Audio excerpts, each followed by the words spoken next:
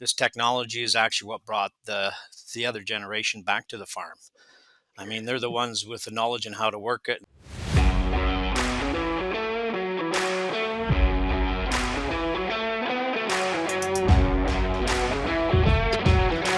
Welcome, everybody, to today's episode of the Swine Canada podcast show. I am Dan Columbus, and I will be your host for today's episode. And with me today, I have John Van Engelen, who is owner and president of Hog-Tied Farms in Ontario. So welcome, John. Thank you, Dan. It's nice to be here. Well, it's good to have you. I've been excited about this one because, we typically hear from academics and the research side of it. So it'll be interesting to hear from the producer side of it too, I think. So looking forward to today. But before we get into the topic of the day, just because some people might not be familiar with who you are and what you do, I'll just ask you to kind of introduce yourself and give some background into where you've been and your journey.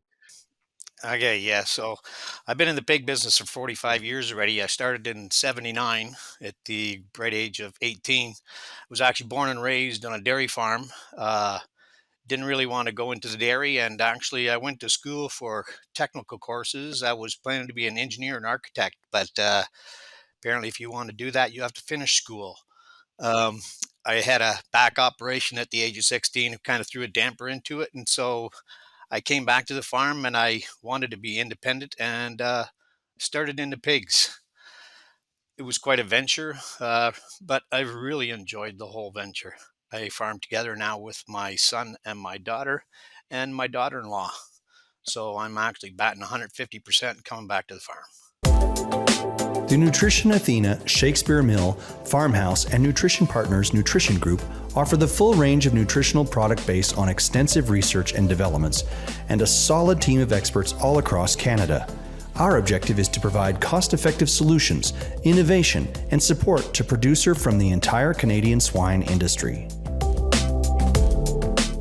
It's good that you've got the young people coming in, because that's one of the things that they talk about. We're not getting the young people to to keep on in the business, so that's good. And I think it's also good that you have been in it for so long, so you do have a lot of knowledge, the stuff that you've tried. I know from my knowledge of you, the reputation is that you are definitely an early adopter and you are not or not afraid to try new things. So I think that you're a good one to have on and to talk about this. Yes, well, I've tried a lot of things, and you don't want to hear everything that I made mistakes on, because that'd be another episode. So, yes, I've done a lot of trials and errors of ventilation, and then specific, like I have the technology to all do this analysis in the barn, and so this technology is actually what brought the other generation back to the farm. I mean, they're the ones with the knowledge and how to work it, and I'm just sometimes helping along and assisting myself. So, yes. Yeah, somebody needs to know it. I guess so. We are going to, because you have so much to talk about, we are going to do 2 episodes. So for those listening, stay tuned for the second one. The first one, though, we are going to focus on sow housing and loose sow housing and everything sows, I guess. Specifically, I think some people might be aware that you were part of the sow housing conversion project that was really led by Dr. Jennifer Brown here, and figuring out what to do and what not to do with that. So maybe we'll just jump right into it. How did you get involved in that, and what are some of the things that you found that work? Well, what made me get involved in it? So I am from European descent, from Holland. My parents immigrated in '53, and I've always gone back to Europe, and they've basically been ahead of the program all the time. And if you're an export market, in which we are an export market, you basically have to confide in, or basically, if you're going to ship into these countries, you're going to be shipping into what their program is. And so when I was down there back before basically 2010 or something like that, I was there with my kids, and we went through a barn at that time, and they had electronic sow feeding stations. And that was my first introduction, more or less, into them and what we could do with them, and the potential of the electronic feeding stations, and basically, which goes into the farrowing barn also. So, I mean, that's what actually led me into it, and because of their basically knowledge, uh, that's what I headed into. Okay, so let's get in. What have you, what to do, what not to do? I don't know. Well, yes. Leave it up to you. What information do you want to get out there? Well, some of it was trial and error too. When I first started in 2013, switching it first over, I was just doing a small portion of my barn and I wanted to experiment with it. And the first problem I didn't actually run into is thinking about training. And so I kind of jumped into it without training gilts. I was starting to train gilts, sows, older sows. I was just training them as they kind of got weaned. And so that was a bit of a trial right there, but it got me the knowledge to say, one bad experience with the guilt is two more later on.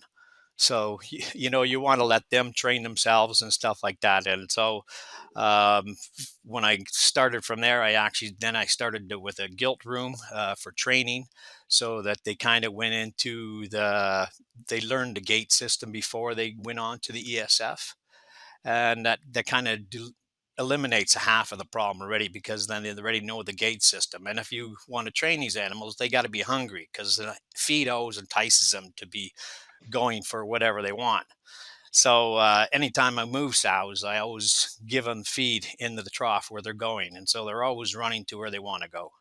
And that was another trial. And so right now, what we do is, when we wean, is from the farrowing barn, like we weaned this morning, we chase all the sows out and they go into freedom access stalls. And into the freedom access stalls, they're locked in there for about an hour and then release them. And so they're in their group situation right away. They can escape from each other. But originally, we actually locked them in there and we released them after breeding. And that's when the fighting started. And what we're doing now is getting their social group in. Basically eliminated 90% of their aggression, because they're kind of sore already with being weaned and stressed and on to everything like this. And when they go into this social group, they can always escape each other. They get their fighting done and they get their social group. So just before they come into heat, basically on a Sunday morning, or even maybe earlier, if they start jumping each other, we lock them in, and then we breed them in there, and they're more or less locked in for 4 or 5 days till they come out of heat. Then we release them again, and then we get their social interaction again with that group. They're in that group for another few days. It's actually like a 13-day or 12-day rotation. And from there, they go out into the ESF, where I have a sort pen, and they're fed there for the first night. They lay in their social group. I pre-mark them so I know which ones are entered. And because of my feeding day doesn't start till about 8 or 9 o'clock in the morning, depending on the year, or I should say the cycle when I want to do it. Um, so I come in the barn at 6 o'clock in the morning. I release them sows to go onto the ESF and start their feeding program. And because everybody is already eaten at that time in the morning, they have a free range on the ESFs. And from there, it actually just works fantastic. I would never go away from an ESF system. So, yes, my daughter says she wouldn't be in pigs if I didn't have it. So, As long as you can get them to use it. It's interesting. It kind of sounds a lot like training the cows to use the automatic milkers, right? Where there has to be a treat for them at the end, otherwise they don't really want to go in there. right. Yeah. So the only thing that we've actually, the people that have a fear of is, when you put them in stalls, you don't have to learn the social behavior of the animal. Now with ESF, you're basically having to learn the social behavior of the animal and how they react and everything like this. And that's the only difference. So for me, it was just a step going forward and learning the social behavior of your animal, and knowing that I have a lot better feet and legs since I've gone this way has just been a real plus. And feeding better. Like, I mean, I'm feeding four different curves, four different feeding programs. I got a gilt, standard sow, extra big sow with their curves. Then they have 5 condition scores. So I can feed 20 different curves as far as that goes. And I'm feeding 2 different protein levels. So if I'm on the big extra sows, they don't need that extra protein. They get the low protein all the way through. Whereas some of the other ones, they get the low protein, and a day 85, they get the higher protein to get them conditioned for what they're going into, because that's when they gain the most weight. So we're not bump feeding them, we're feeding the nutrient requirements they need during their stage of pregnancy. So Yeah. So as obviously as a nutritionist, that piques my interest, right? Because one of the things that we talk about all the time is, feeding gestating sows, and bump feeding comes up all the time. But my big thing is it doesn't work because you're not feeding the requirements, right? And we know that the requirements change. We look at that with finisher pigs, no problem, right? That we understand that. And with sows, why do we think that they're going to be fine with one diet? So, obviously you're saying that, you have multiple ways of feeding them, and you're seeing that benefit. that's right. So I mean, I'm not just feeding I'm feeding two dry sour diets. I have a breeding diet, then I have two farrowing ration diets also. So I mean, like we're weaning heavier pigs, and we're weaning older pigs too. So my daughter just figured out our stats this morning, and we weaned wasn't enough sows, but it was 14 sows, and it was 11.9 pigs per sow. The average weight of the pigs was 8.6. The average litter weight was 102 kilos. So we're looking for weaning weights, and that is what really brings you a good finishing pig all the way through. Not only fast growing, but good health all the way through, because it's so we're 350 sows farrow finish. We're finishing off 60%, and the other 40% are going to my cousin who got out of sows and now is receiving pigs from me.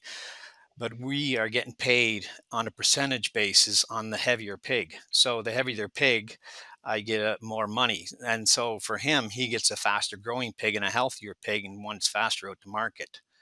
So, I mean, if you can have a pig that is growing, from 900 grams, otherwise 1,000 grams is what I'm always looking for.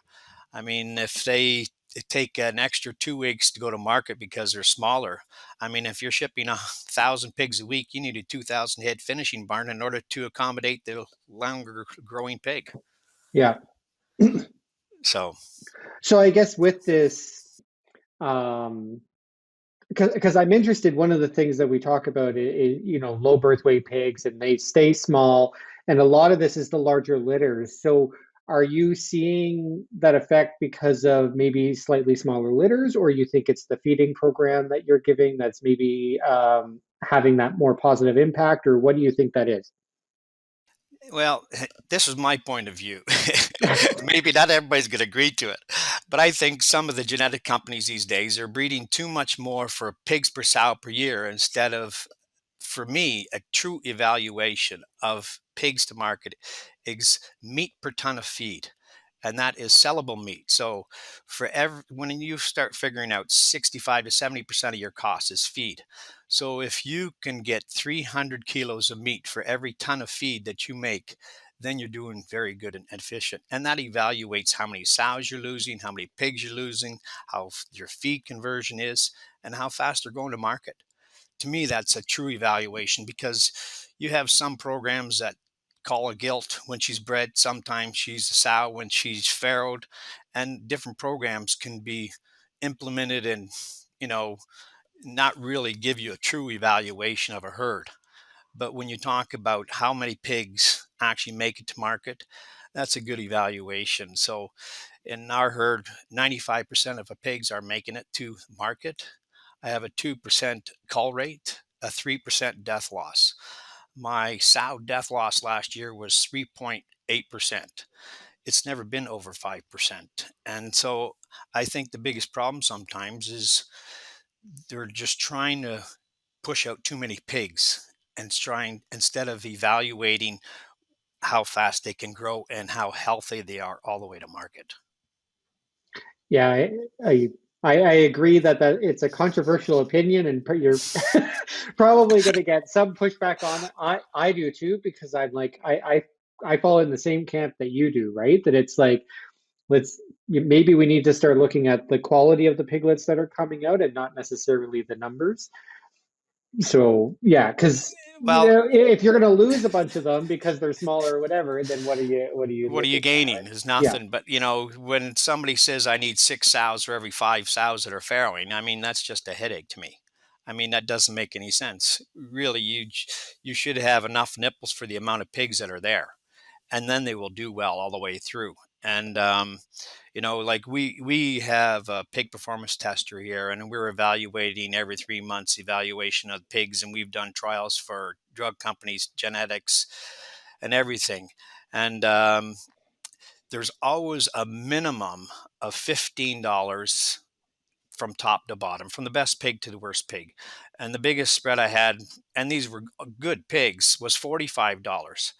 But then this last trial we did, we decided to do pigs that were actually treated and poor doing pigs.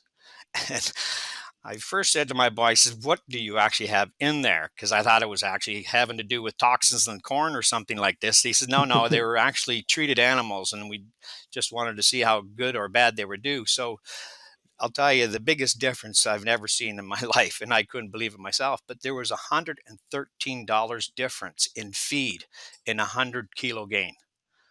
Like, you'd be happy to make half that profit. But if you're losing $113 on a pig that's in your barn and you don't even know what it's actually gaining, no, that's a real problem. And them pigs are the ones that are spreading the disease.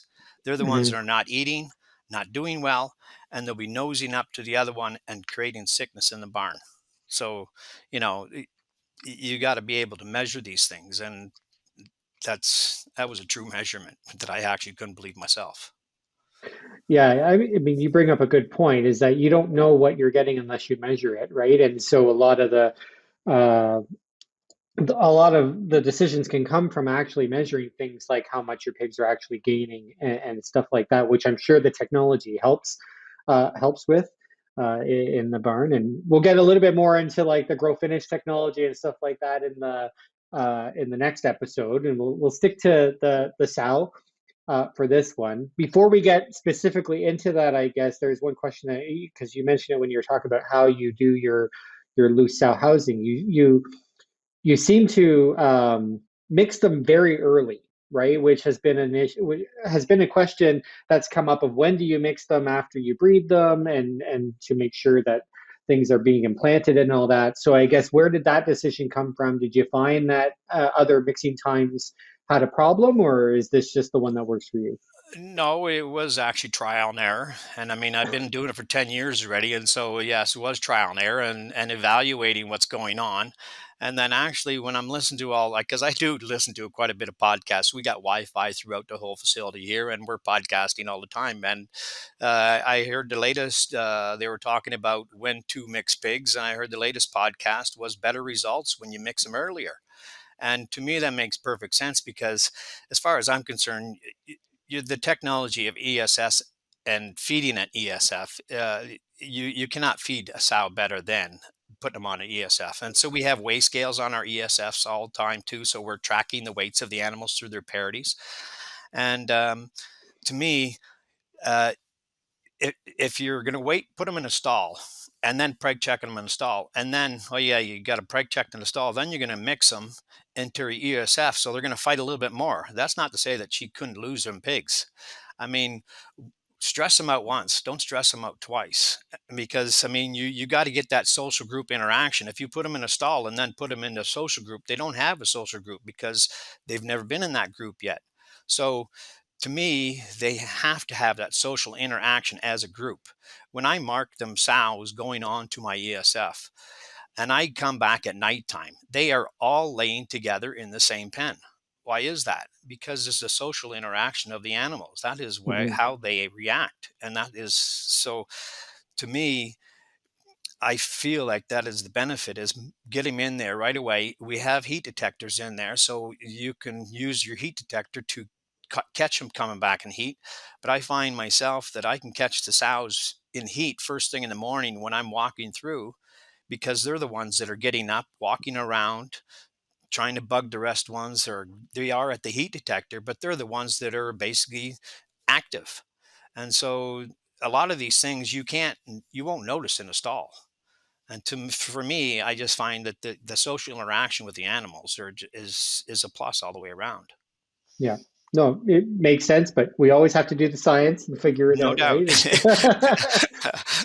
Yes. So, I guess the other part too, and you mentioned it briefly, with in farrowing, and I know you said before we started recording that you have two different types of crates that you've been looking at. So maybe we can discuss that a little bit and what you've been finding with that. Okay, so I have two different farrowing crates. So when I built this barn in 2018 and we opened it up in January 19, um, basically all the barns that I've designed, kind of designed myself, and this one I did with my kids. And we were discussing whether to go with loose housing or not. And I always like to think not just 5, but 10, even 20 years ahead to see what's coming. And you more or less have to look what's coming in the world. Anyhow, I had already experimented for 5 years with balance crates or lift crates. I had 4 of them that I've been experimented for 5 years before I actually bought some for this new barn. And the stats on them is you can save a half a pig a crate for every litter. So about, if you want easy figuring, you could save 75% of your crush losses in these lift crates, which works out to easy figuring 6 pigs per crate per year. Um, so I went that way.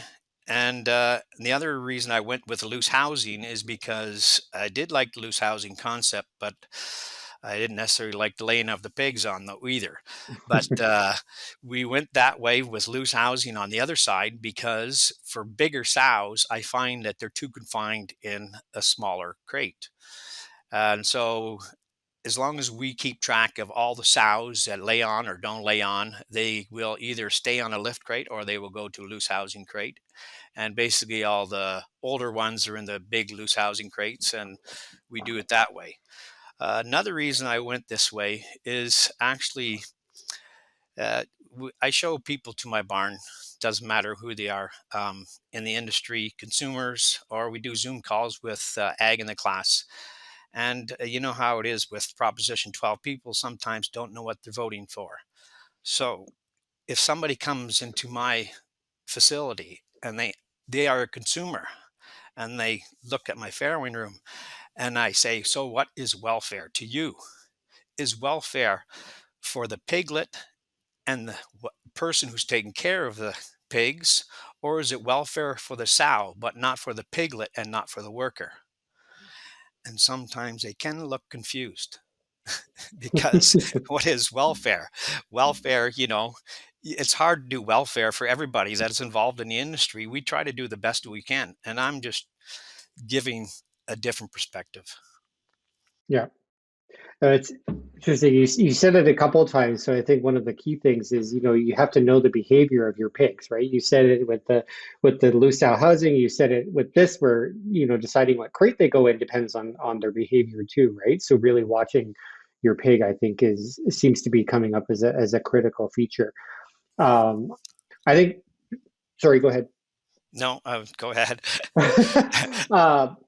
So I was going to ask before we kind of get to the take home message, that you talked about what works, a lot of it, but in your experience, are there things that you would be like, stay away from that? That doesn't work. What have been like maybe some complete like, uh-oh, shouldn't have done that moments. Oh, well, actually, so in my farrowing room, I actually have not just the 2 farrowing crates, but I have 2 feeding systems through there.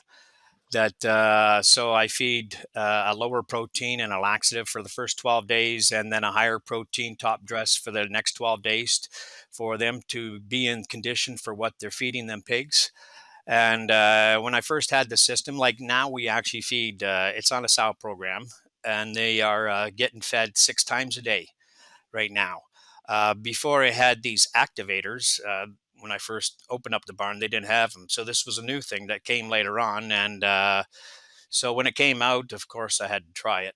Um, so I had it for 2 weeks, and I says, well, I want it on the rest, because it didn't take me long to figure out that these things are very valuable for monitoring the health of the animals and how well they're eating, and basically letting them set themselves to eat. So before, it was just a program that would automatically feed, and whether they were eating or not, they would always get their feed. And so if they got fed too much, you'd have to get out your phone, go on the program, and adjust how much they were getting fed or adjust it back.